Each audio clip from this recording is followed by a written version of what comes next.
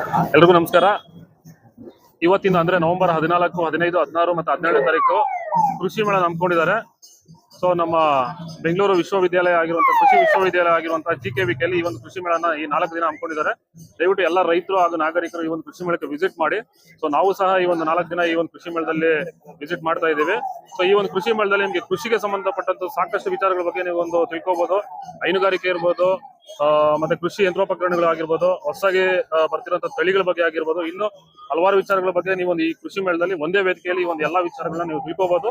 So ಹಾಗೆ ರೈತರು ಈ ಒಂದು ಕೃಷಿ ಮೇಳಕ್ಕೆ ಭಾಗವಹಿಸಿ ಅಂತ ಹೇಳಕ್ ಇಷ್ಟಪಡ್ತೀನಿ. ಹಾಗೆ ಈ ಒಂದು ಕೃಷಿ ಮೇಳದಲ್ಲಿ ರೈತರಿಗೆ ಉಪಯುಕ್ತ ಆಗುವಂತ ಕೆಲವೊಂದು ವಿಡಿಯೋಗಳ ಬಗ್ಗೆ ಮಾಹಿತಿನ ನಾವು ನಮ್ಮ ಪೇಜ್, ನಮ್ಮ ಯೂಟ್ಯೂಬ್ ಪೇಜ್ ಮುಖಾಂತರ, ಯೂಟ್ಯೂಬ್ ಚಾನಲ್ ಮುಖಾಂತರ ಹಂಚ್ಕೋತಾ ಇದೀವಿ.